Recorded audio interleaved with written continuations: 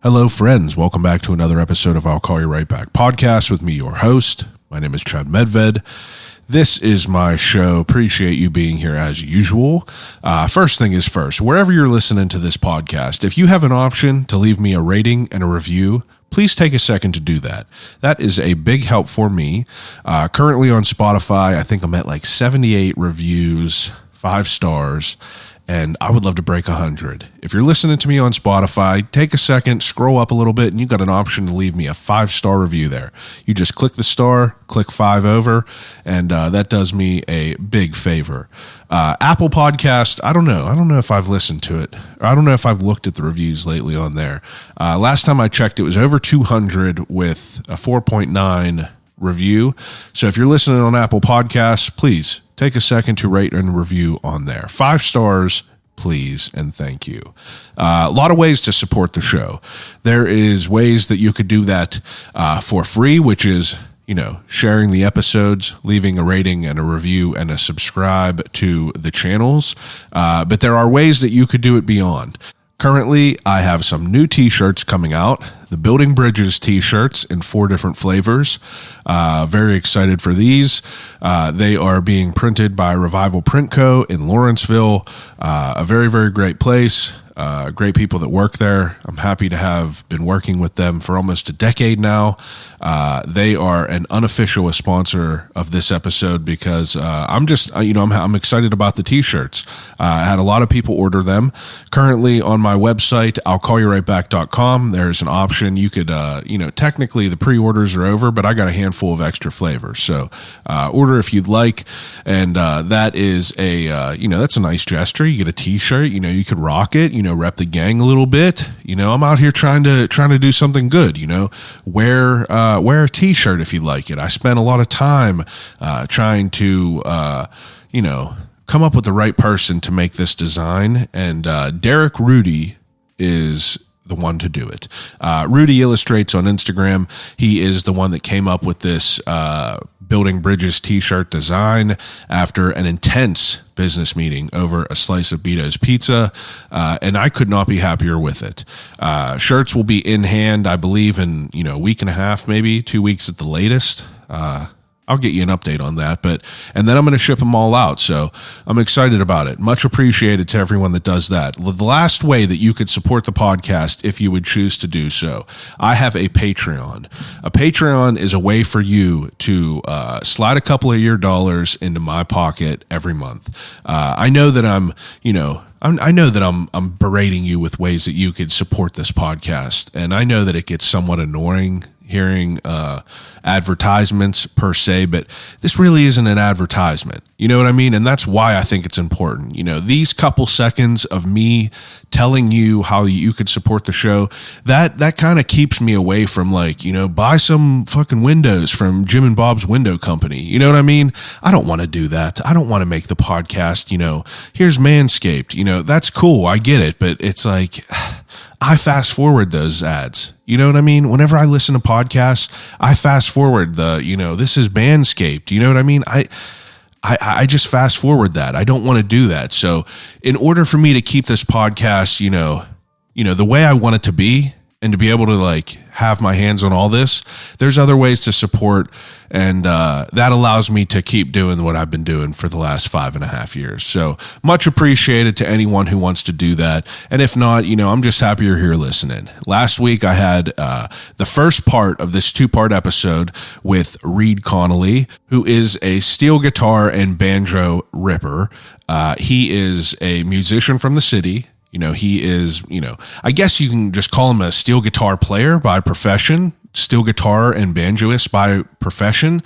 But currently he is touring with 2 nationally known country music artists. Charles Wesley Godwin is a big name in the country scene. He's blowing up right now. He has a new album coming out, I believe, September 22nd called Family Ties. And Reed tours around with him. He's been working with him for the last 4 years. And, if you follow Read Connolly on Instagram or Charles Wesley Godwin, these guys look like they have a hell of a time every single night. It just looks like a fun show.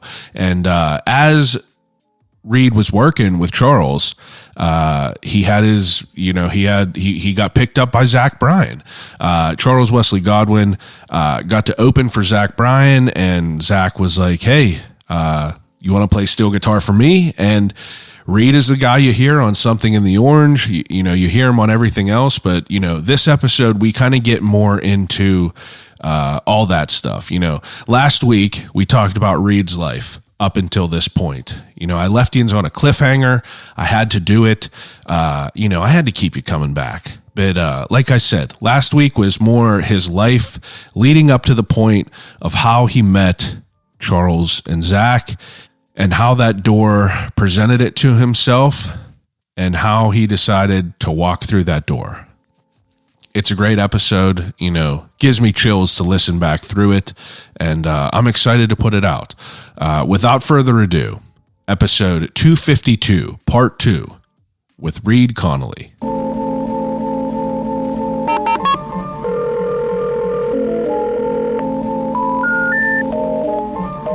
I gotta use the telephone. Hello?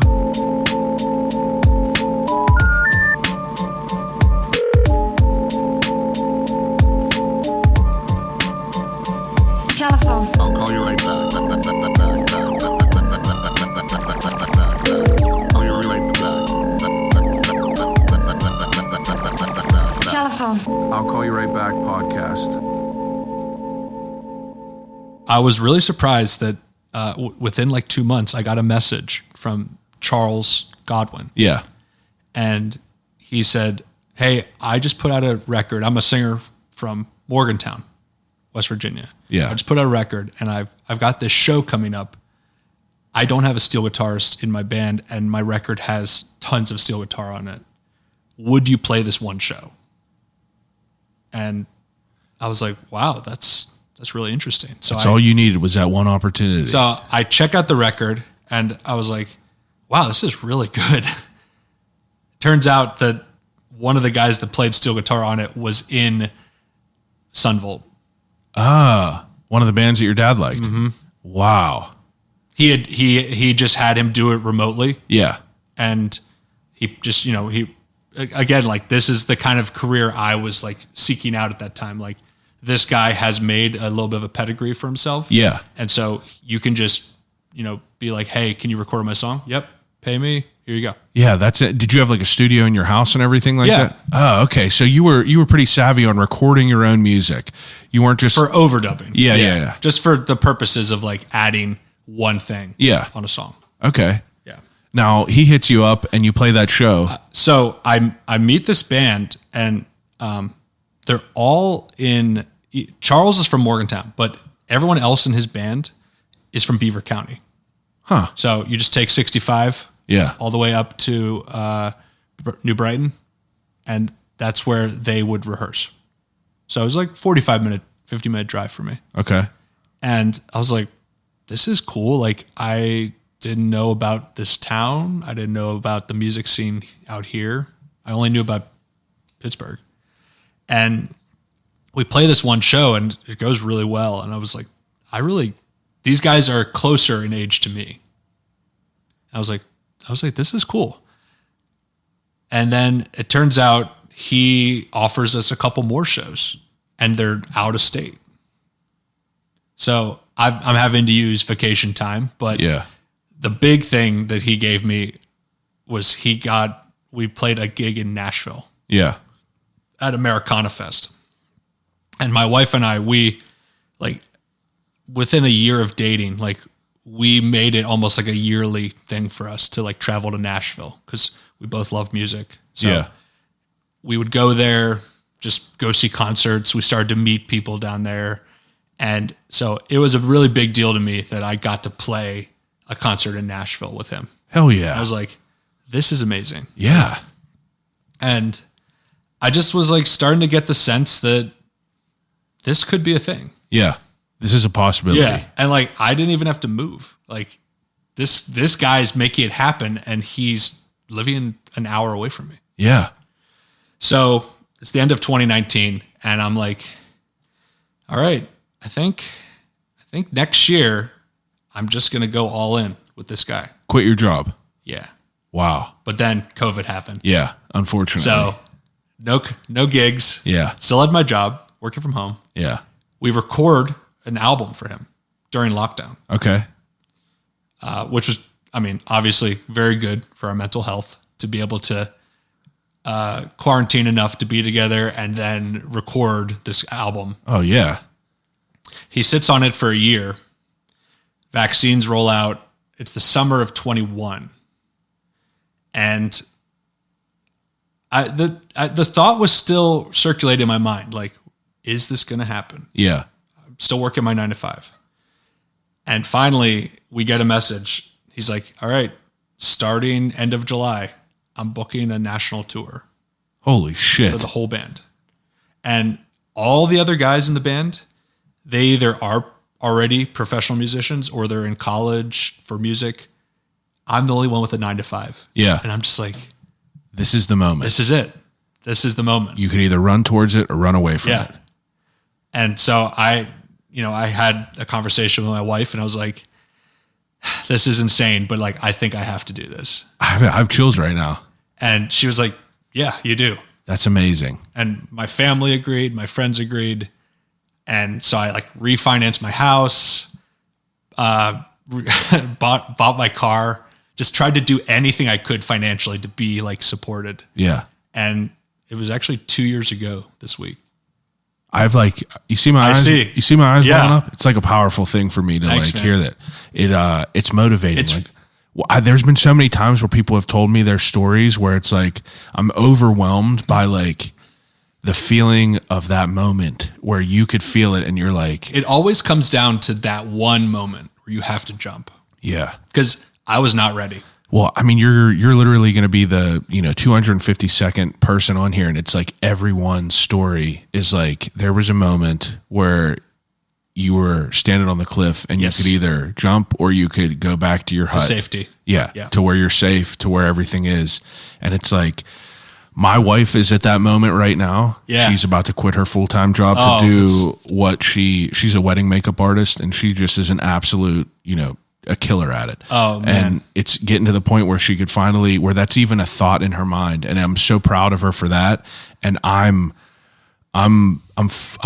moving forward to it. Yeah. I'm getting there. Yeah. It's going to happen. And there's no quitting me. So Well- it's like, that's what's motivating me to like, that's what's overwhelming me to the point of like having like tears in my eyes, because it's such like a great, like you said, it's just you. It's like you're in Pittsburgh. It's like you're another human being that like 3 years ago was like 3 or 4 years ago was like, I'm just playing music because I like it. And Yes. now you're on a fucking stage with, Charles Wesley Godwin and Zach Bryan. And Yeah. it's like, it's like motivating beyond words. And it's pretty incredible that is how that whole thing panned out, because it's like you have quarantine happening. Yeah. And that's like a period of time where like I could understand if you were like, this isn't going to happen now. We didn't know what was going on in the world. And then you get a call where it's like, a national tour, and like, what's your thoughts there? I feel like I'm that guy that like actually really enjoyed lockdown. Yeah. I Because- loved it. I love being home, and I'm a homebody. I didn't think I would enjoy it Yeah. because before the pandemic, I was just always out of the house because I'm working my 9 to 5, and then I gotta go to band practice. I gotta go record. I Yeah. gotta go play a show.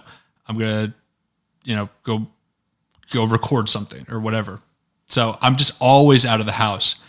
And I feel like my wife was very supportive of that, but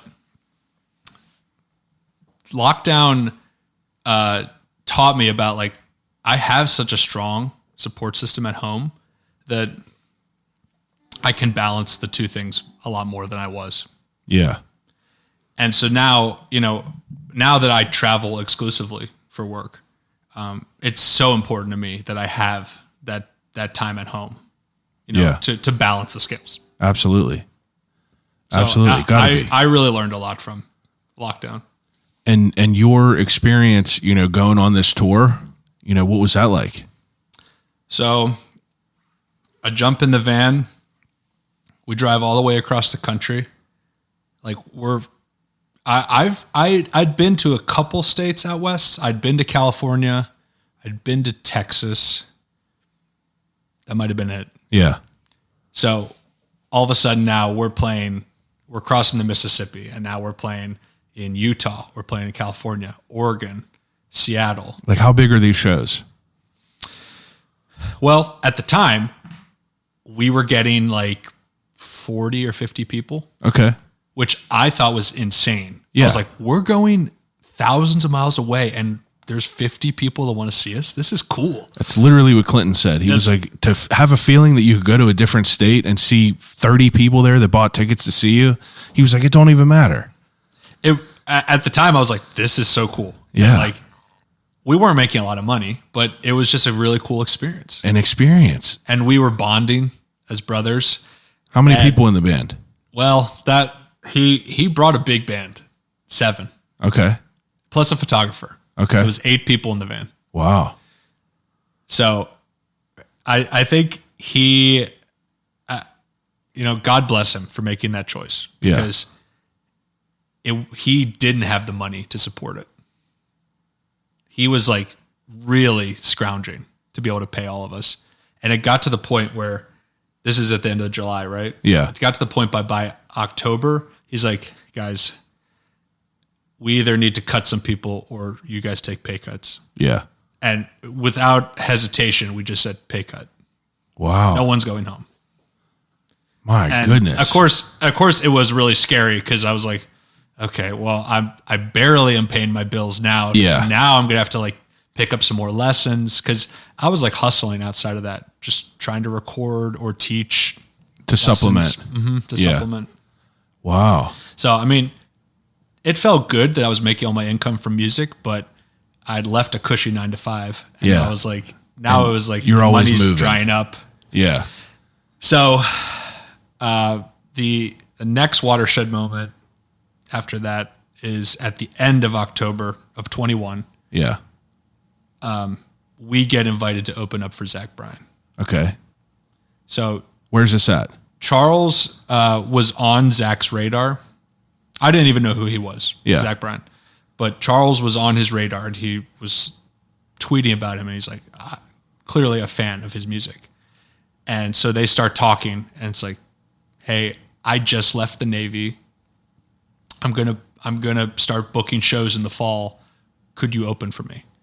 And of course he was like, yeah, but like none of the dates he was giving were working out. Yeah. So I remember I was in Nashville with my wife, and he posted his fall tour, and one of the dates was Pittsburgh. It was at the Roxy, because his first tour ever. Yeah. He's playing to like 1,500, 2,000 person rooms. Yeah. Which at the time I was like, crazy. that's crazy. And so this is right after we took the pay cut, and we're like, Charles, you got to get on this Pittsburgh show. Like, the funny thing is, I had been playing with Charles at that point for 2 years. We'd never even played Pittsburgh. Really? Wow. He'd never played Pittsburgh. Is there not like a big scene here for that? Honestly, I think he would have played like Club Cafe, but everyone there would have been like our families. Yeah. Yeah, I get what you're saying. Like, there's not really like an appetite for certain. I mean, it would have been like what I was describing with the Beagle Brothers. Like, yeah. He would have played like opening for them, and like they would have given him gas money. Yeah. But it would be more, it's more logical to go to places where you could have a crowd to be able to generate some sort of income, to be able to pay everyone. Yeah. I mean, I should state that before I joined his band, before even 2019, he had been pounding the pavement as a solo artist. Yeah. Like, he worked his ass off to get where he's at. Like, just traveling the country in his Highlander, just playing by himself. Wow. Playing any gig he could get. That's awesome. So, I mean, he put in the time and the hours. But in 2021, things were a little more dire. So we're pressing Charles. We're like, please get this Pittsburgh date. Not only do we want to like have this good show, but like we want to be able to show what this band is like to our families and our friends in Pittsburgh. Yeah. He ends up getting 3 weeks on the Zach Bryan tour. Yeah. Almost the whole tour. Goodness. And we were just like, okay. So we roll up to the first show It's in Raleigh, North Carolina. There are 2,000 people packed to the gills, screaming every word. I'd never seen anything like it. Like it's Jesus. it reminds me of like what watching like a Beatles video from like the early 60s is like. Yeah. It's like ravenous. Yeah. Like he has like a cultish fan base. And whenever you say he, you're talking about Zach Bryan? Now, let me just kind of give you a backstory of this because I'm a very, very new listener to him. This happened probably 2 months ago. I'm sitting down Deep Creek with my friends. They all go to the bar. I go to bed early. I wake up by Johnny Cash playing at 3:45 in the morning, and no one's in the house. No one's in the cabin. And I'm like, what the fuck is going on? So I go outside, and one of my best friends is there with his brother. Okay. And they're listening to Feathered Indians. Tyler Childers. Yeah. And I'm not a huge country guy. Whenever I think of country, I think of George Strait and, the early 2000s. The big hats. Well, big hats, but like, the stuff from back then. Yeah. I wasn't really a pop country guy, but then I hear this Tyler Childers song and we listen to it 7 times over and we dissect this thing completely. And then after, I have like a moment where we're all sitting there just like tearing up listening to this, they put on Something in the Orange. Oh. And I was like, you gotta, because after I had that moment with Feathered Indians, I was like, you gotta send me some like good stuff because like, with all due respect to people like, I'm not a big, I'm not like a Morgan Wallen guy. You know what I mean? I just ain't. And I was like, I need more stuff like this that's like, kind of like a raw feeling like that. And he was like, well, I want you to listen to this now. And he played Something in the Orange. And it was just like the same type of thing where we just listened to it for, 8-10 times at 4:00 in the morning. They're all fucked up. I'm just half awake kind of. And it was just such like a wild moment. And then after they did that, they put on Sun to Me. And, and I'm just like, Jesus, like I never even delved in this world of music. And my wife says it now. She's like, you definitely gone country because the last 2 months I've just been like, it's just been on repeat, like all, basically them and everything. So I look and I'm like, man, I got to find these dates. Obviously you can't find nothing for Zach Bryan around here. So I find a date for Tyler Childers at Healing Appalachia. Yeah. Buy tickets to that, and I start to dissect the list of all the people on there. I see Charlie Wesley Godwin's name. I start to listen to all that music. I'm like, Jesus, like this is all just like stuff that I've never, because like I said, I'm not a music guy. I listen to the same stuff I listened to in high school. So this is a whole new world for me. Mm-hmm. So to like hear your experience of you being introduced to him is so wild to me because I only know of him as this like, selling out Red Rocks and like, doing these crazy shows. Yeah. I didn't know about him leaving the Navy until like literally a week ago. Yeah. I didn't know about all these whole stories and everything. And then, I'm like, this is just crazy that, that kind of all like went to be. So you guys went and you're playing for him. Yes. And how does that progress? I mean, like I said, it was like nothing I'd ever seen before. It was incredible energy. And his fans were really interested in what Charles was doing. Yeah. They still are. And so it was a really good match. I mean, we're about to, all of August, Charles is opening for Zach almost every show. Yeah. It's still, there's a close friendship that was formed that month. So you guys had the 3 weeks or whatever. Yeah, 3 weeks. And you're traveling around. Yeah. And, is the way that a headlining act like Zach, are they usually able to choose their own opening act? Like, how does the logistics of that work? I don't know. I don't know how that all got put in place. Yeah. But I'm very thankful it did. Yeah. Hell yeah. And, after the tour, Charles did his like record release show in Morgantown. We played 1, 2, 3 Pleasant Street. Yeah. And it was his hometown show, so we sold it out. So 200 people. And like we're starting to, after touring with Zach, we're starting to get some better attendance. Yeah, for sure. Shows. People are starting to learn who you are. And Zach comes to the show just as a fan. He didn't come on stage and like sing or anything. He just came as a fan In Morgantown. And this is like after he's became, this known. He's definitely not what he is now. But, Yeah. But people knew he's who he always, I think because of the way he blew up, it got a viral fame. Yeah. And since it was happening a lot online and throughout the pandemic, it was mostly through word of mouth. Yeah. And so again, anyway, he's at this show and I'm talking to him and he just sort of out of the blue is like, I've got this new song I'm recording and I'm hearing a steel guitar part on it. Would you want to record on it? I was like, yeah, of course. And he's like, okay, can you come tomorrow? And I was like, where? He's like, Seattle. I was like, okay, you're joking. He's like, no, I'll fly you. I was like, okay. I thought he was just blowing smoke. Yeah, blowing smoke. And I was like, okay, if you reach out to me tomorrow, we'll figure it out. And he was true to his word. He flew me out to Seattle, and the song was Something in the Orange. Bear Creek Studios. Yeah. Man. So we just go into the studio and he records his vocal and his guitar. He has a really strong voice. Like he nails the pitches right away. He's just a really confident singer. Yeah. So he lays that down quickly and he's like, all right, you're up. So the way that this happens, this song, because I know that there's two versions. I'd never heard the song before. Okay. Yeah, that's what I was going to say. This wasn't like a song and they you weren't redid playing it in their show. Okay. Maybe it had been on like TikTok or something like I wasn't even on TikTok. Yeah, like the acoustic of it probably. Yeah. So how do you approach it? So he's singing to me the line he's hearing in his head. The da, na, na, na, na. He's singing that. So I just start playing it on my lap steel. Yeah. And so that's all he knew he wanted.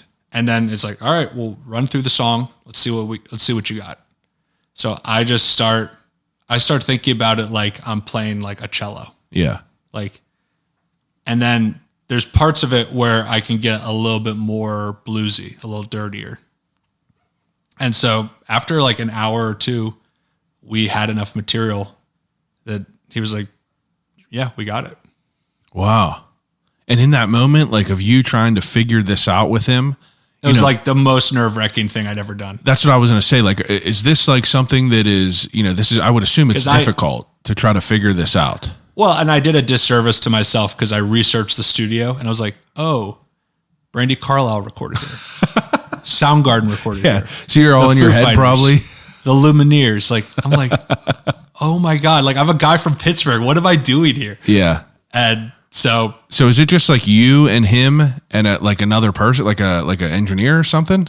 We were the three people in conversation were like the producer, Zach and me. Yeah. But his whole band was there. So were hanging out. So the producer and Zach and you guys all talk about how the guitar is going to formulate over it. Yes. Because if you listen to the song, it's very sparse. It's basically guitar, cuts. Lap steel, and there's some bass and some light drum hits. Yeah. But it's the lap steel. He was correct when he said, I want the lap steel to be the feature. Like that's what it was. Oh, it cuts as soon as it just rips right in there. It's very noticeable from the beginning. What was your thoughts of the song? Obviously I'm sure you didn't know in that moment that, it was going to blow up it did. I hoped that it would be like a well-received song. Yeah. I didn't know it'd be rips. I didn't know it'd be what it is. Song is a ripper. Yeah. They're all, there's so many rippers out that he hit a really insane milestone this week. I saw that 68 weeks, 65 weeks, Hot 100. So first of the century genre in the century. Yeah. That's insane. For a country song, that's really insane. I think country's more popular now than it has been since the 90s. I think that that's fair to say. But even in the 90s, I don't think it crossed over like it's crossing over now. Yeah. Like, well, don't you feel that it's more of a, I feel like in the 90s, it had more of like a unique sound to what it is, a more individual sound, whereas like a lot of country now could kind of, blend into like a poppy type of feel a little bit. Take your experience discovering this music. Yeah. That's what's happening right now. Like when I first got into playing with the Beagle Brothers, it's 2008. The indie country scene was like based on punk music. Yeah. It was rough. It was dirty. It literally, the people looked like they like rode on the train a lot of the times. Yeah. Like that was the aesthetic.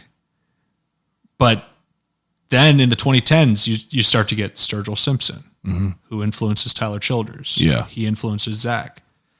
It starts to bend more towards this very earnest singer-songwriter, like very emotional, evocative not even songwriting. Like almost unrefined, just raw. That doesn't carry it's country, but not in the way that like we're talking about from the 90s, like the big hat country. Yeah. So it's, I feel like the numbers are speaking for themselves, but like country is like moving into a different direction because of people like Tyler and Zach. Yeah. It's more approachable for people that aren't really into that that haven't been into just that style. Right. Now, for you to play this with him, obviously it goes well. You guys are playing shows with them, opening them. When does it, So I did that one song. Yeah. And I was like, that's amazing. Like if I only ever do that with him, I will be proud of that. Yeah. And then January of 22, Charles is expecting his second child. Yeah. So we're gigging the whole month because he's about to take 3 months off. And these gigs are way better than they were than the previous year. Yeah. We're starting to get like 100, 200, sometimes even 300 people at a show. We're starting to feel really confident. Like, okay, I think things are going in a good direction. It's unfortunate that we have to take a break, but of course he's making the right choice for his family. Yeah. At the same time though, I'm thinking, how am I going to pay my bills? Yeah. Because I'm still struggling. So I get another message out of the blue from Zach, and he's like, hey, I've got a couple shows in February. Would you want to play them with my band? And I was like, do you mean just play Something in the Orange? And he's like, no, just learn every song. Because he didn't have steel guitar. Yeah. His band was mostly fiddle, but guitar, bass, drums, keyboard, and then him. Have I heard in an interview somewhere that he runs a pretty raw setup, or he did, where he would just roll up with these and like a little backdrop and play for a while? I'm sure it's more refined now. It's definitely changed this year. Yeah. But, I mean, at the time that I played my first shows with him, we were traveling in like 2 or 3 trucks and a trailer. Yeah. So it was a pretty small setup. That's interesting. So you went and you play with him and you learn these songs. I learned his whole set list. Well, whenever you say you learn a set list like this, you're not sitting down with him and talking through every guitar. Because no one in this band lives anywhere near Pittsburgh. Yeah. So you're just most listening. of them live in Oklahoma. You're just listening to these songs and playing along what you feel. Yeah. And do you record, almost like an example to show him, or is it get on stage and rip and you guys critique it after? He just trusted me. Yeah. I mean, you're professional. Yeah. So those first 3 shows go really well. And one of the 3 happened to be the Ryman in Nashville, which was like on my like bucket list of, to me, that's like on the Mount Rushmore of venues. Yeah. With Red Rocks. Yeah. Like the Ryman's where the Grand Ole Opry started. Yeah. That's like the birthplace of the longest running country radio show. And that's how people discovered like bluegrass. And that's how people discovered a lot of the most famous songwriters and singers of the last 100 years. Unreal. And it's still a venue. It's an old church in downtown Nashville. It's 2,200 cap. Wow. The seats are all pews. That is unreal. It's really cool. It's really special. And so, I mean, the fact that like that was my second show with him, again, I'm just like, this gig cannot be more intimidating. But you got to face that fear. Yeah. Wow. You keep coming up to another cliff. Yeah. And you just got to keep going, run towards it or run away. So my family came down for it. I mean, it was an amazing moment. And after I played these couple shows, I was like, so what do you think? How'd it go? He's like, listen, anytime you're not playing with Charles, come out with me. Man, that is unreal. So like, how do you conceptualize that in that 4 years of a difference to where you're just like gigging around Pittsburgh to touring with like, I mean, he got to be one of the biggest, if not the biggest country star out right now. Yeah. I mean, he's definitely up there. Yeah. Cause I mean, this year it's a whole different ball game. It's just it's like a short journey. It seems almost, but you put in way beyond your 10,000 hours of behind the scenes work. I agree. Yeah. And that's why I feel like if my story is any indication, it's like the right moment is when it's supposed to happen, not when you want it to happen. Yeah. The most important thing is whenever, it's not the door that is open in front of you. It's to know to walk through that door. Yes. Yeah. Wow. So I'm very, very lucky where I am right now and just very grateful about my whole experience playing music, learning from my dad, learning steel guitar on a whim, playing with the Beagle Brothers for over 10 years, saying yes to playing with Charles. I mean, the whole journey has just been insane. I could never have predicted it. It's like a movie. Yeah, I could never have predicted it, and I'm so grateful. Like, what does your family think of this? My dad passed away in January. He had dementia. I'm sorry to hear that. Thanks. But he got to see Charles and Zach one last time in last year. Wow. That's incredible. At Stage 8. That's really great. Yeah. It was a large undertaking to get it to happen, but I'm very grateful that he was there. Absolutely. And so I think in a weird way, as I've been grieving this year, the music has been speaking to me more and more. Like I feel him with me when I'm playing music. And so I feel like he's part of my journey. Yeah. He started the journey. That's what I was going to say. He didn't he hand you the guitar? What's that? Didn't he hand you the guitar? Yes. I have a couple of his old guitars. That's incredible, man. Yeah. Really is. It really is like it's like a movie. It's incredible to hear your story. It's incredible to I'm excited for you to just see what's happening in the future. I feel like it's so new still, but it's like you have this like, man, sounds great. It's both bands are just on an incredible trajectory right now. Yeah. And they both have new records. Well, how do you balance it? By the way that Charles gets bigger. Yeah. Obviously Zach is big. How do you balance where your time is? It's a struggle. It's a give and take. But the one thing I will say is both Charles and Zach have a great relationship, and they both have a great relationship with me. Yeah. So, I feel like there's a lot of trust and a lot of love, and that's what makes the balance work. Yeah. I can't be at every show. Exactly. So yeah. I'm just grateful that I get the opportunity to play with two of the best songwriters. What better problem could you have? beyond lucky. What better problem could there be?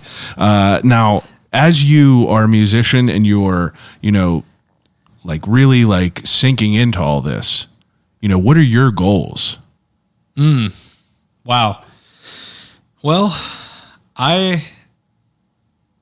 we do need to talk about Rick Seebeck. I do still want to do more scoring. Yeah. How did that come to be? So that was probably like 8 years ago now. Really? I think I might be wrong, but I think it's the last time he did a PBS sponsored documentary. And what was it? What was the one that you did? I did two. He did one called A Few Great Bakeries and A Few Good Pie Places. So he got this funding from PBS to travel the whole country. And I mean Alaska too. Like he traveled the whole country and he profiled bakeries and he profiled pies.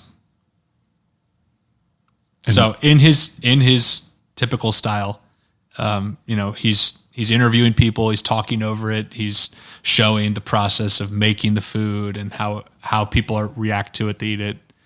And he had been a fan of the Beagle Brothers. He's got I don't know if it came up in your discussion, but he's got really diverse music taste. Yeah, he does the DJ. Yeah, the dude's incredible. Right. All around. He's got incredible music taste. And so I got to know him through playing with the Beagle Brothers, and he asked me if I would consider writing music for his show. Have you ever done that? No. Okay. But it was something I was interested in. Yeah. And I thought it was a good challenge for myself. Now, this is when I'm like 26, 27. And what type of music? Like not just like steel guitar, obviously, but there's some. Yeah, but not just that. Well, when I watch his other shows, I would describe the music he gravitates towards is very like ragtime, very like classic Americana music. Yeah. So it's a lot of like piano music, but I've heard like ukulele, I've heard guitar, accordion. So those were the motifs that I wanted to use. So it was a really interesting way of writing music because he would be like, all right, so this scene is going to transition to another scene and it's a 45-second monologue. Can you write a song that's 45 seconds long? So you had all these parameters. So he'd be like, all right, we're going from this bakery to here and it needs to be 20 seconds. Wow. So it was a really interesting, fun, creative challenge. Yeah, I feel like it would be solving a bunch of puzzles. And because you're working on this longer piece, I think each episode was an hour. Yeah. You can have recurring motifs. Okay, yeah. So I was able to like write a melody that I could like record on different instruments or in a different style. And sprinkle that throughout the episode. That's awesome. That's definitely interesting. It's cool to hear that you're not hesitant to do things like that. That you want to try. It was a good challenge. I really enjoyed it. And the other cool thing is that now PBS or QED rather owns all that music that I recorded. So he continues to use it. Wow. In like even his local shows. Like he did, this is a while ago, but when he fell, when he was in the hospital for a while, he did a whole show about that and how great the McGee was. Yep. We actually Beagle Brothers were in it. Oh, because we went to the hospital and played for him. Oh my God. Yeah. I watched it. Yeah. All the other people were bringing him food and everything. Yeah. We went and did it. We did it in hospital performance for him. Wow. And the staff. And so like in that show, he used like a couple of the pieces I wrote. That is unreal. Because they're just in the library. Yeah. Free to use. What an interesting, wild life. You know, he's an incredible person. yeah, I'm talking about your life. Oh, Your life is an interesting, wild life. Rick Seaback has a great life, and it's very interesting. But you have a pretty wild life. well, I was saving the best part for last. I don't know if this came up in your research. What was it? But I worked for the NHL. Did you? To do what? That did not come up in my research. It's because I rarely ever posted about it online. What did you do? Okay, so when you're watching the game and there's the guys opening the penalty box door, Yeah. that was me. Nuh-uh. No way. Here? You worked here? For Pittsburgh, yeah. My goodness. That is unreal. How long did you do that? 10 years. 10 years? Jesus. So I thought you were going to say like, oh, I did it for a few months. no, I was on the staff for 10 years. I just Was that through PPG? Well, it was console when I started. Oh, I guess but so, but it was when I started. How do you get that job? Okay, so like I said earlier, my 9 to 5 for over 10 years was IT. Yeah. So one of my friends, when I worked at Pittsburgh Public Schools, I was in their IT department. I did tech support. Yeah. One of my friends there, he got a job doing IT for the Penguins games. Yeah. So that for hockey games, the employees that run like the scoreboard and open the penalty box door and they keep the stats, they're employed by the NHL. Yeah. That's the only league that does it like this. The only reason I knew of the statisticians is because Josh Getzoff told me that I asked him questions about that. So I feel like it's a really prestigious job for if you are a hockey fan. Yeah. Because most of the guys on the crew have been there for like 40 years. Yeah. Like they were there before Mario. Yeah. And so as they've brought more technology in, so like cameras, the referee mics, and then like delivering stats electronically, Yeah. they hired an IT person. So he was working behind the scenes, just making sure stuff worked. Ah. I was the third IT person third or fourth, but I got hired in 2012, but that was the lockout year. Yeah. So I didn't actually start working until 2013. Wow. And it's a great job for a 9 to 5-er because it starts at 5. And when the game's over, you pretty much just leave at 10. Wow. So What a wild job. So you would go in, eat a meal, and just hang out before the game started, and then go work your job. And you just sat in the penalty box. Well, when I started, I was just doing the IT stuff. Yeah. So all I was there to do was troubleshoot. Yeah. Like, but if you're the fourth person. Is something wrong with the cameras? Is there something wrong with the referee mics? Stuff like that. Yeah. Then 2015, they introduced the Coaches Challenge. And the system they came up with was, let's have these iPads in the penalty box. So we think that we should have someone that's like IT savvy working the penalty box. For these people who don't know how to work iPads. Of course, you got to imagine how that went over with the guys that have been there for 40 years. Yeah. They're taking our jobs. 100%. Yeah. So they came to me and they were like, what do you think about you being in the rotation of working this position? And I was like, I never signed up to be like on the ice. Yeah. But again, Walk through that door. It's a cliff. Yeah. And that year was the first year they went to the finals. That is So unreal. I was the first. My position was called ATC, Arena Technical Coordinator. Okay. I was the first ATC to work a finals game. My penalty box. goodness. Go down in history. Going down in history. Game 1 against the Sharks in 2016. And your duties are to man that door and make sure no one is struggling with the electronics?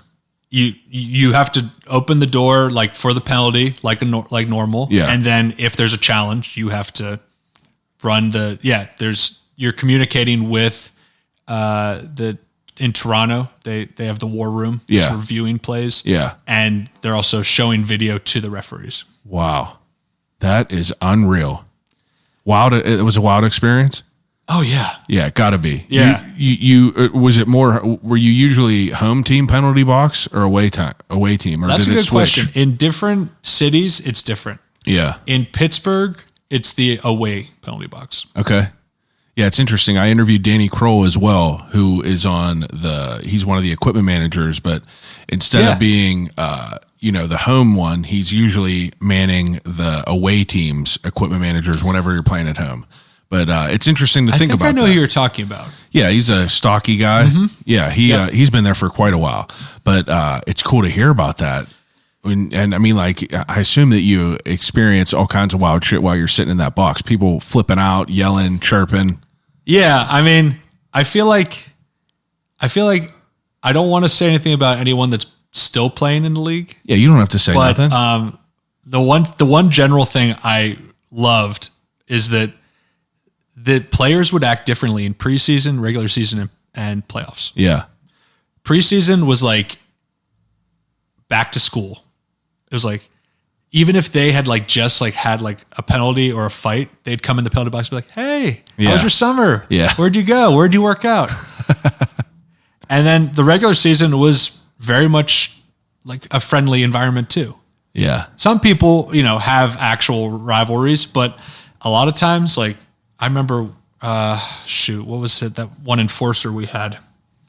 Not George LaRock.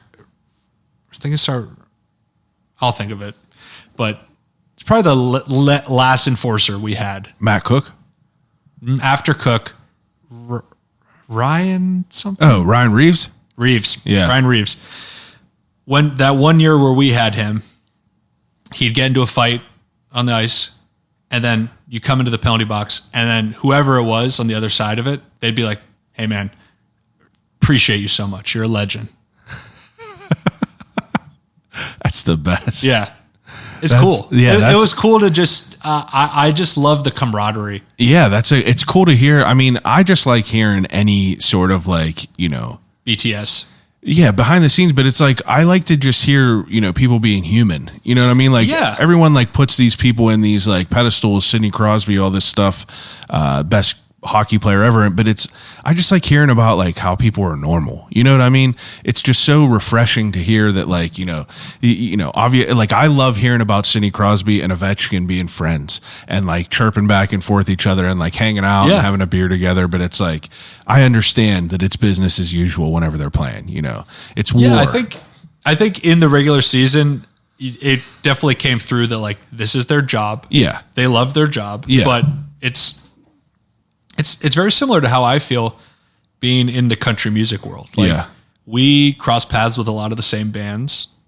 And so I've, built relationships with them, and I'm just not a competitive person. Yeah. I love seeing other people succeed, and I want to champion people that I think are good people. Everybody eats. Yeah. That's what it is. I like that. That's how it is. I just posted something today. I build bridges. It's your decision if you burn it. And that's the way I've always kind of been. That's beautiful. That's how I feel, because I feel like, there's no reason to be, combative like this. You know what I mean? There's always, I could love a million different musicians. I could love, 100 different podcasts. That doesn't need to be, I don't need to take my ball and go home. You know what I mean? It would feel really disingenuous to me if I didn't talk about loving music. Yeah. The whole reason I play music is because I love music. Yeah. This is your passion. And it's odd, but there are a lot of people that are so competitive that they can't enjoy going to see other concerts. I mean, I wouldn't doubt it at all. And it's unfortunate for them. I'm sure that's true in almost any profession. It's anything there is. You see someone else succeeding, you're like, that should be me. Dude, there's people that don't like me for my podcast, that do other podcasts. I know that for a fact. And it's we're a fucking Pittsburgh podcast. I ain't worried about it. There's a lot of time in the day. God, I ain't worried about it. I don't have any extra time to worry about that stuff. My head is down. got nose to the grindstone, and I'm just working. Yeah. And that's how I feel like a lot of people that are, the top at what they do, I feel like that they carry that same cadence, I love going to concerts. My wife and I are going to a concert this weekend. Love it. Like Who is it? Counting Crows. Oh, how couldn't you love One of our favorite bands. Where's that at? In Raleigh, actually. Oh, I was like, damn, are they playing here? Of all places. Yeah, we missed them in Pittsburgh. Well, let me ask you this before I forget, because you dress well. Oh, thank you. I have to say you dress well. And as I'm looking on your deep dive of your Instagram, Yes. I love your outfits. There's one particular that stuck out with me. Okay. It's your Philly outfit. Okay. I love it. It gives me like Lady Gaga type vibes. Okay. Where it's just like, I need some explanation behind that. Okay. For people that don't know what I'm talking about, it almost looks like the Doug suit from whenever they're singing I'm Big in that song. Okay. Well, do you know about the Talking Heads movie Stop Making Sense? No. Okay. So the Talking Heads is probably my favorite band. Okay. And a band that was played a lot in my house. I think my mom would probably say it's her favorite band too. Yeah. They have this one concert film from the 80s that's just absolutely iconic. It's just amazing energy. It's shot really well. But probably the most notable thing from the movie is that the singer at one point, he puts on this giant suit. So it's like a commentary on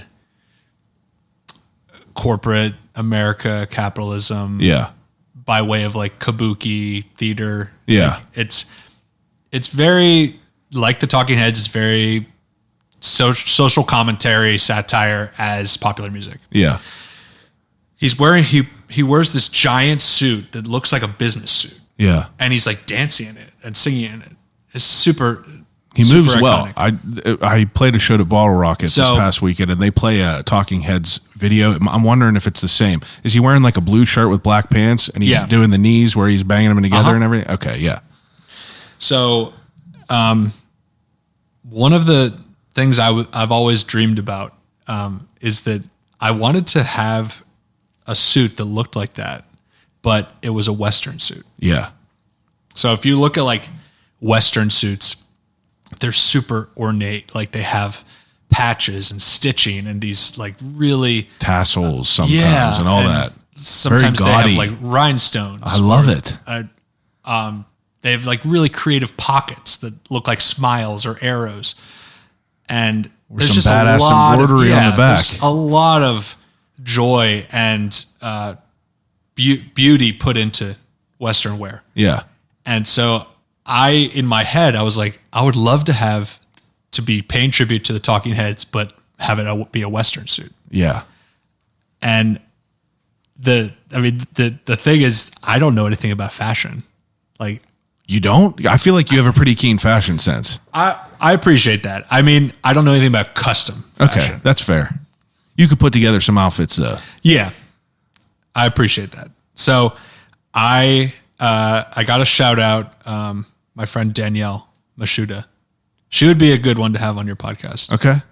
She runs She runs a company called Keystone Connect. Okay. It's an artist management company, also like event management Oh, okay. for music. Yeah.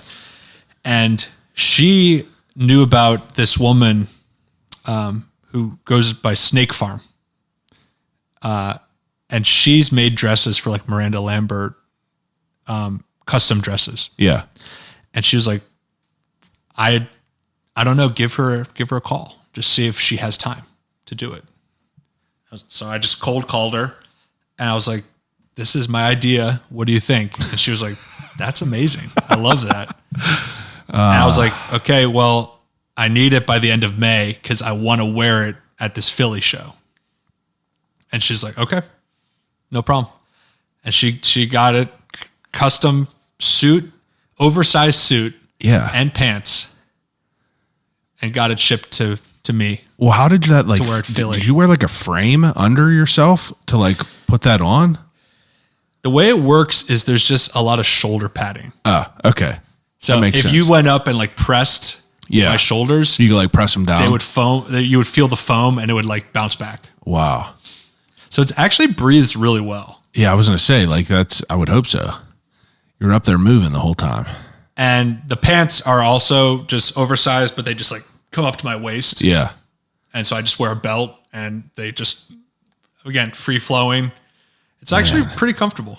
I've worn it for concerts inside and outside, and it's pretty comfortable. Yeah, I mean, your outfits are great. I mean, you have a stellar reel of photos just like to choose from.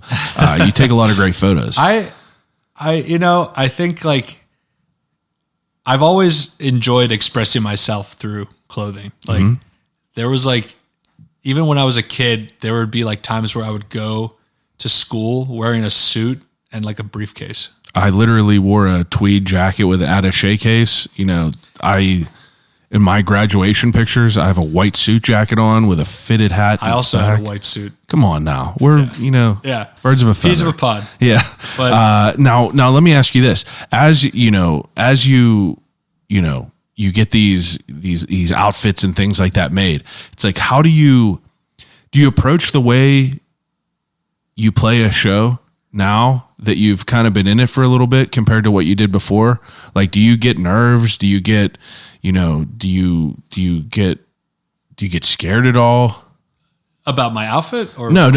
I'm sorry. I blended them two together, but I'm talking about in general. Like, you seem confident. That's what I'm getting at. Like, when you're up there, you seem very confident from what I've seen, videos, photos of you playing. You just seem like you're in your element. Seem like you're in your that you have confidence. But I'm thinking of when you said that you struggle with self-confidence. That's why I'm curious. I think to get back to the whole thesis of it all is that I struggled to accept that this is who I am. Yeah. Like to ask for more. Yeah. To say that I can do more. Yeah. That's what I struggled with. Yeah. I love playing music. I mean, there's nothing better than a show where I get to play with Charles and then play with Zach. Yeah. There's no better feeling. I'm playing for 3 hours. What's your favorite place you've played?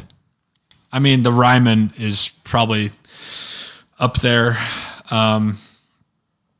Red Rocks is super special. Yeah. We just played in Forest Hills, which is like a tennis stadium in Queens. Wow. That's really cool. Yeah. That's where the first US Open was held. That's awesome. But that Philly show that you called out, that was probably the most special show of the year for me. That's incredible. Because getting to debut that suit, and my mom and my sister were there. It was like, and since I grew up there, like it was just like really meaningful to have that like homecoming. Hell yeah. Wow. Where I grew up, not where I adulted. No, I get it. Yeah. Hey, fingers crossed. Maybe we'll play PPG. Yeah. That's, I would love that. I'm sure everyone else would love it here as well. Man, you got a wild story. Very, very incredible story. I feel like we didn't even talk about, you being a teacher. I mean, I don't know how much more time we have. Where does that even come into play? Okay. So, another thing that was happening at the same time as Charles was asking me to go on tour with him. Yeah. Was, his bass player, Nate Catanzari, he was getting a master's degree at WVU. Okay. In music education. And so he was TAing a class on bluegrass. In WVU, they have an Appalachian music program. Wow. Which is really neat. A lot of schools don't have that. Yeah. A lot of music school is either classical or jazz oriented. But this school has Appalachian music, which celebrates, the history of its environment. So he was TAing a class on bluegrass, and he knows that I'm super nerdy about the steel guitar. Like I gave you that whole spiel earlier. Yeah, you could tell you could nerd out about it. Yeah. So he reached out to me and was like, "Hey, would you ever consider like doing a guest like lecture on the history of steel guitar for this class.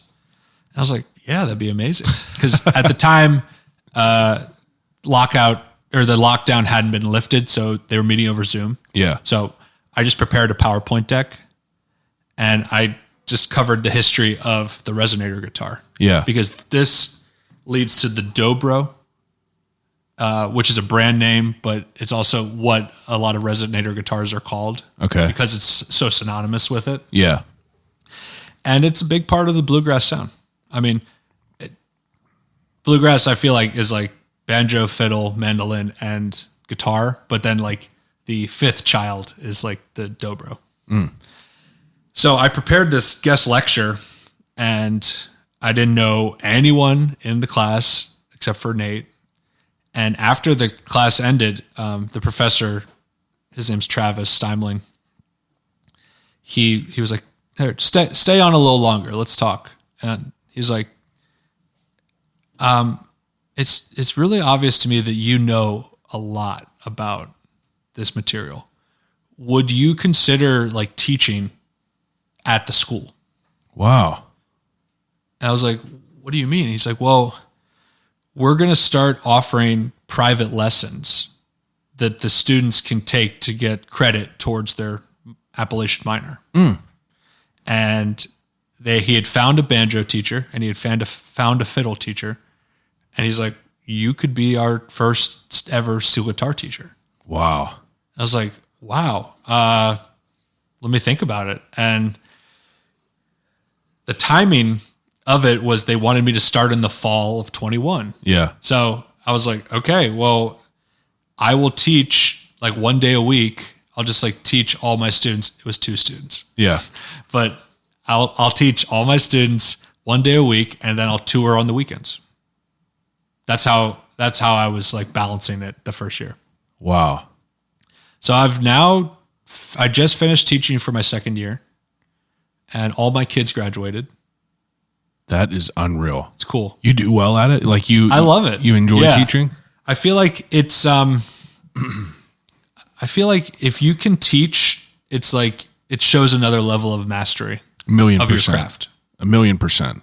Because if you could execute you playing that instrument, it's a different level to be able to explain how to do it in layman terms to someone who doesn't have that level of insight that you do. Right. And it doesn't necessarily, it's like, it's on one hand, just because you're a good player doesn't mean you're a good teacher. Yeah. And just because you're a good teacher doesn't mean you're a better player. Yeah. But to me, they're both really important. Yeah. I think because the steel guitar is so niche, I just want to do my part to continue growing it. Yeah. That makes sense. I care about it so much that like you can't go into a guitar center and just buy a steel guitar. Really? Man. I mean, but you can buy one online. Yeah. Lap steels and dobros are.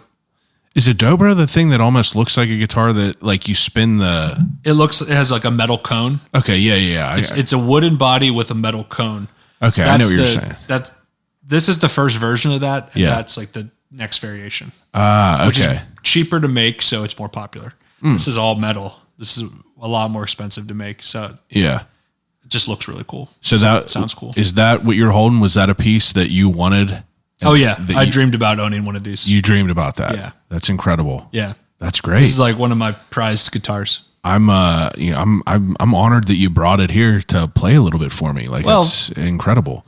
I mean, when you said, could you bring something? I was like, well, I think bringing a guitar and an amp might be a bit intrusive. Oh yeah. So I just thought, I also didn't want to have you dragging all that over here. Right. So I thought this was a good happy medium. Way cooler. Absolutely cooler. Okay. Now we've been talking a good bit. Do you think that there's anything I missed about your story? Are you ready to get to the ending segment? I could sit here and talk to you forever. I mean, you're more than welcome to come on here again in the future whenever you want. But thank you. We're about to be. I've really enjoyed this conversation. I think the only other thing I would mention is just how lucky I feel to have been part of the Pittsburgh music scene. Yeah. I mean, like, I think I talked at length about my love and experience of playing with the Beagle Brothers, but there's just so many good bands here, so many good musicians. Yeah. I can't say enough about them.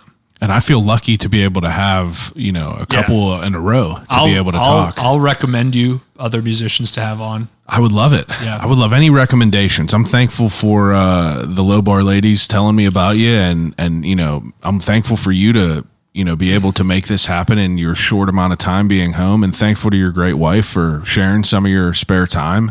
It really is great. But okay, so the ending segment that I do with everyone is an ending segment called Desert Island Questions.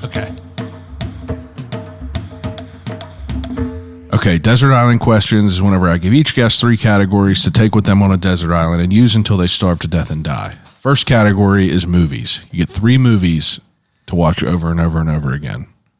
Okay. Number 1, Spirited Away. Okay. Do you know that movie? Is that... It's like a Japanese animated movie. No, I'm thinking of Spirit, the Disney movie, like about the horse. About horses. Yeah. No, this is Okay. this is by Miyazaki. It's from like the early 2000s, and it's a movie I discovered when I was a kid. I was like 10 or 11. Yeah. And I absolutely love it because it tells a story about someone that's trying to grow up and they just don't know who they're supposed to be. So I really like resonated with it. Spirited Away. But it still means a lot to me as an adult. So I got to put that as number 1. All right, I would watch that. Yeah. What's the second? Second, I think I got to pick something like sci-fi. I love science fiction. I'm a lifelong Star Wars fan. Oh, okay. The cooler movie to pick would be Blade Runner. Blade Runner? There you go. Which one, the original or the remake? They're both great. I mean, the original I feel like is super iconic. It scares me. Like, it's so dark. It's like such a sad future that is actually closer to how we are than is probably it's scary because like, you watch all these Black Mirrors and you're like, Jesus, it's scary because it's true. Yeah. But I feel like if you love cinema, you will see like the resonance of Blade Runner in like so much of the last 40 years. That's fair. And I love Harrison Ford. Who doesn't? Yeah. Okay. Third one, I got to pick a rom-com. I'm a sucker for a rom-com. I love them. One more like unconventional rom-com that I like to watch every year is Punch Drunk Love. Yeah, that's one that I've never seen. My wife has told me I got to watch it. I mean, I'm a huge Paul Thomas Anderson fan. Yeah. I think he has a really eclectic career. Really enjoy everything he's done. That one just speaks to me because it's very comedy forward. Yeah. I think like it just in my taste, I gravitate towards comedy. Yeah. The world is hard enough. I want to laugh. 1,000,000%. Yeah. That's fair. That movie is a must see because it's the first time Adam Sandler acted in a drama and proved that he could do drama. Yeah. And Philip Seymour Hoffman absolutely crushing it as a sex phone operator. I got to watch it now. I love Adam Sandler as in a serious role. Have you seen Reign Over Me? Oh yeah. It's like absolutely he doesn't do unreal. it. I think it's good that he doesn't do it too much. 1,000,000%. Because when he does it, it like hits. It's it an resonates. impact. Uncut Gems. Oh my God. Uncut Gems is like You have a heart attack watching it. from the moment you hit play to the ending second, you're like, what the fuck just happened? And you feel like you're like, like that's how I felt when the first time we watched that in the theaters. But Absolutely. Those are good answers for sure. That's a good, I would be if I had just those 3 on the desert island, I'd be pretty happy. that's a good variety. Okay. Second category. Do you read it all? I should hope so. Okay. It's my name. I guess that's It'd be embarrassing if I didn't. fair point. Do you have 3 books that you would take? Okay. I got to say, I'm mostly a nonfiction reader, Yeah. but let's see. I think I think the first one that comes to mind is the Rock and Roll Encyclopedia Okay. by Rolling Stone. Yeah. That's how when I was starting out learning music, I'm getting stuff from my dad, I'm getting stuff from my guitar teacher, starting to get stuff from my classmates. But the thing that I learned the most from, and this is pre-Wikipedia, is I had this huge encyclopedia that Rolling Stone had with entries on all these different artists. Yeah. I had that on my nightstand for like 10 years. That's fascinating to hear. I probably read it multiple times. That's awesome. That's fascinating to hear. So I have a lot of useless knowledge about That's all right. music. That's good. I like it. Yeah. Nerd out on it. That's all right. I love it. Okay. Second, for my fiction, I think I would pick Cloud Atlas. Cloud Atlas. Have you ever read that or seen the movie? I think I've seen the movie. Yeah. So again, I love science fiction. Yeah. This is such an interesting book and movie. It's like one of those like Russian nesting dolls. Yeah. Where as you like pull off one, there's a smaller piece. Yeah. And they're all connected. Wow. So it's this like inverted book. Yeah. That travels through different timelines. And as you travel through and then back through them, you see the connection. I get what you're saying. I don't know if I can explain it any more than that. You don't need to explain any more of that. You'll feel like that's too in the weeds. If reading the book sounds too daunting, the movie is a good adaptation. Okay. It's the Wachowskis that did Matrix. Yeah. So good. Yeah. Cloud Atlas. I'll have to revisit that. Okay. For the third one, I think I got to pick something religious. Okay. Because that's what I grew up. I was really interested in religion, not because I believed it as like the word of God. I like religion because it tells me a lot about the history of humanity. Yeah. How different cultures that were disconnected. Absolutely. Created their own little universes. It's fascinating. Mm-hmm. It's absolutely fascinating, even to this day. Yeah, I agree. Okay. So I think the one that resonates with me a lot is the Bhagavad Gita. I've never even heard of that. It's a Hindu book. Okay. And it's this whole like epic poem about trying to tell a god that he needs to go lead a battle. And the god is saying, I don't want to kill anyone. I don't feel like it's what I'm supposed to do. And what the book is trying to teach you is about this concept of dharma, which is the opposite of karma. Yeah. Dharma is your purpose. It's like what you're meant to do in life. So I resonate with that as like, I'm a musician. Yeah. Like I now recognize that this is what I'm meant to do. Yes. In my life. Yes. It took me a long time to own that. But you found your way. Yeah. That's good. That's great. It's even maybe a blessing that you found it in your later years. I think so. I think it found me when I needed to be found. I love that. So Bhagavad Gita, check it out. Okay. Third category is 3 CDs to take. Ooh, man. I know it's hard. That's tough. It's got to be hard for a musician. Okay. I don't think I could live without a Talking Heads album. Okay. If I was to jump into it, what should I jump into? Wow. So the one I was going to pick is a live album. Okay. I just think they were an incredible live band, and the way the CD is called "The Name of This Band is Talking Heads." Okay. Because that's how they used to introduce their concerts, like very deadpan. Like the name of this band is Talking Heads. This song is called Psycho Killer. Like they were really out of step with what was going on in music, and therefore they created like their own sound. Yeah, that the video that I was just watching, whenever, as you're getting ready to go up on stage at Bottle Rocket, they play this like same intro show, and they have like a big clip of that Talking Heads show, and I was like, man, who is this? Like, and guy was like, oh, it's Talking Heads, like, and he mentions Pittsburgh in there, and in the song, yeah, life during wartime, and it was good. He's dancing, he's moving. It's a vibe. There's an energy there, so that's a good answer. This live album is curated chronologically, so you can hear how they progress in their sound. Oh, okay. Like they go from just being a 4-piece to they add keyboard, and then they all of a sudden they grow to have like a 10-piece band. Yeah. When they're playing their like more abstract music. Okay. That's a great record.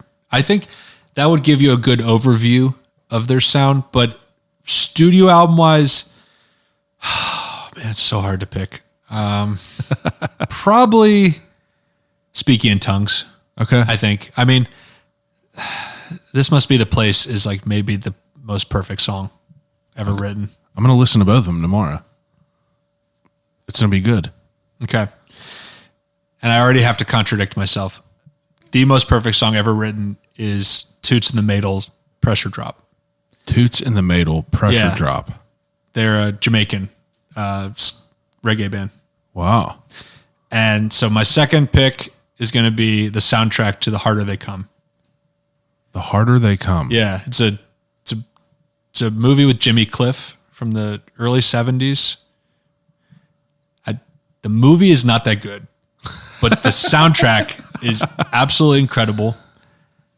Lots of early ska and early reggae. Wow. So you got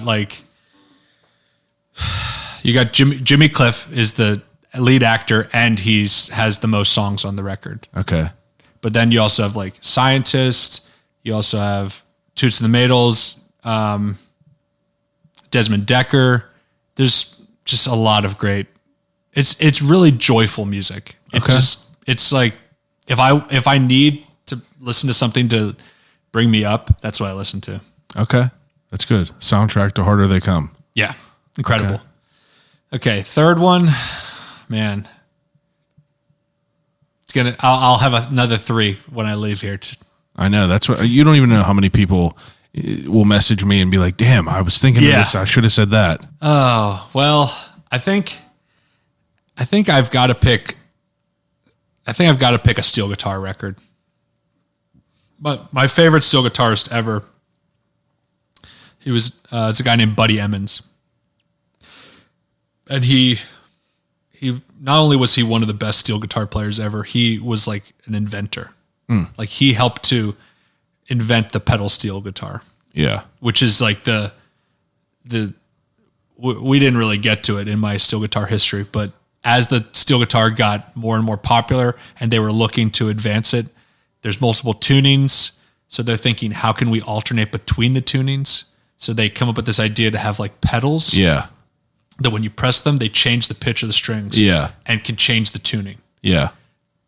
But then you have people like Buddy Emmons who are like, okay, well, it's not just about changing the tuning. You can actually use this to play the instrument. Yeah. So it became a technique. Ah. This is in the 50s. Wow. 50s going into the 60s. Crazy how innovative people were. Like in my parents' lifetime, this instrument was invented. It's crazy how people innovate things. Yes. It's definitely wild. So he's got a lot of good records, but he made the first steel guitar jazz album. He went to New York, fish out of water. He's a guy from Nashville recording with these like jazz giants in New York. Yeah. And playing the pedal steel. Wow. So look up Steel Guitar Jazz by Buddy Emmons. Okay. That's good. I'd be happy with those 3. Those are good answers. Okay. Third to last question is the death row meal. Ooh. So you get an appetizer, a main course, and a dessert. What would they be? Appetizer is popcorn. Popcorn. That's my favorite food. Wow. Okay. White cheddar popcorn. That's good. White cheddar's good. My family, they claim that their favorite meal is hors d'oeuvres. Finger foods, yeah. I just am very fond of appetizer, hors d'oeuvre kind of food. Yeah. And my mom made great white cheddar popcorn. That's it's great. It's my comfort food. I love it still to this day. Okay. Main meal, my gut feeling is I'm a big seafood guy. Yeah. I love grilled scallops. So I love 'em. I'm thinking like a scallop risotto. Yeah, that would be amazing. Scallops are unreal. Some seared scallops. Yeah. Maybe a mushroom risotto. Yeah. That sounds heavenly. Yeah. That sounds heavenly. Yeah. I want to make that this week now. Yeah. And then dessert. I like ice cream. You Yeah. know, I'm a simple guy. What flavor? Man, my gut is mint chocolate chip. Oh, mint chocolate chip. I'm not a mint chocolate chip guy. I just listened to, I don't know who I was just listening to on a podcast, but it was hilarious. It might have been Jim Gaffigan. He was just like, I don't want toothpaste. You know, he was like chocolate and toothpaste. I don't know. It was hilarious. Yeah, it's funny how they somehow got mint to be this like decadent thing. My wife loves it. You know, she'll eat, you know, the only time I like a mint and a chocolate is the Andy's mint after Olive Garden. That's the only time I get down with those. They used to put them on the pillows of hotels. Yeah. Remember that? Not anymore. You don't get nothing good now. But back when they had in-flight meals. Yeah, yeah, let me ask you this. Do you guys have like a rider? Yeah. Like what's on your rider? Like the one thing I learned with Charles, because that was my first time like touring. Yeah. Is that ask for stuff that you'll eat the next day. Yeah, that you could take. So it was like we were observing the people we were opening for. Like they had like breakfast sandwich or like breakfast bars. Yeah. Coffee. Yeah. And You're like, no, I'm good. And I was like, oh, that's really smart. Yeah. Playing Like- chess, not checkers. Like don't necessarily fill up on the food now. Yeah. Get food that you don't have to pay for tomorrow. There you go. Chess, not checkers. That's good though. But I think the one thing that almost everyone agrees on is like Topo Chico. Oh, Topo, come on now. Most of the guys in the band are big, bubbly boys. I'm drinking a Liquid Death currently. I usually have the lime Topo and the regular Topo in the fridge right there, but I can't keep them here. You know, if I got them in here, I drink them. They're gone. They're gone. It's addicting. Okay, second to last question. If you're getting ready to go on this road trip and you're going on tour, you go to a gas station. What is your snack of choice? White cheddar popcorn? Usually. Yeah. I do sometimes mix it up. They now have those like pop chips. Yeah. They're like kind of healthy. Yeah. But it tastes like white cheddar popcorn. Yep. So I mix it up and get that sometimes. Okay. I do enjoy jerky. Yeah. I like that. That's like an easy way to get protein. That's kind of like that's been probably the most used answer is jerky or combos, surprisingly. And then, I mean, I will say, since I am an older man and I need to take care of myself, Yeah. if a gas station has fruit, Yeah. that's a must. It's a must now. Yeah. It's a must. And we're getting old. we're a little spoiled out here with sheets. Yeah. Not a lot. Some gas stations aren't as nice as you get Yeah, away they're from this area. kind of dingy a little bit. But some of them do. Yeah, some of them are nice, So- but I have to travel down for work sometimes down south, and like you'll get this random gas station where, you know, Sheets, you'll eat an MTO like that, but some places kind of looks a little shady. The one thing that is hard to really mess up, I feel like, is pineapple. Yeah. For some reason, that's always like pretty good. Yeah, the tanginess kind of Grapes can be weird. Watermelon can even be weird. Melon can be weird. Yeah, mushy almost. But pineapple is usually safe. 8 out of 10. Yeah. There you go. Okay, last question. If you could have a conversation with anyone alive or dead, who would it be and why? And I feel like obvious reasons would be like a loved one, like your father or something Right. like that. But if it's someone that you're not related to, that you don't have ties to. Okay. I appreciate you specifying that. Man, that's a really good question. Because another part of me would say my grandfather, my mom's dad. Yeah. He died when I was like, I think like 12 or 14. Yeah. And he grew up in Louisville. He apparently loved country music. Oh, but wow. I never got to talk to him about it. Wow. Because just wasn't into it at the time. That's Kind of fair. wish I could have talked to him about it. Yeah. Especially nowadays. Yeah.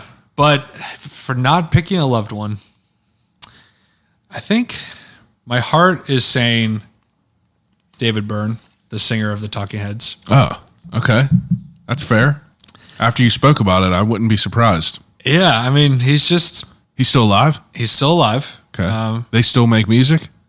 He makes music solo. The Yeah. band broke up in like the early 90s. Oh. Nothing gold could And stay. he still makes wonderful music. Okay. He lives in New York. I know that. I'd love to meet him one day. yeah. I mean, He's probably my biggest idol. you're probably closer than you think, buddy. You're getting there. If you're listening to this, hit Dave, me up. Dave, if you're listening to this, thank you. Yeah. That's pretty much all I got for you, man. I kept you here long enough, I feel, and I really want to say thank you for taking some time and talking to me about your life. It's been my pleasure. Absolutely. And it was my pleasure to have you in, and I'm just, I'm thankful that we were able to make this happen. You have a very, very wild story, and that's the best part about it. Well, I'm very proud of it. I know you should be proud, man. Be proud. It is a wild story, and I think it's I like the idea that it can be encouraging.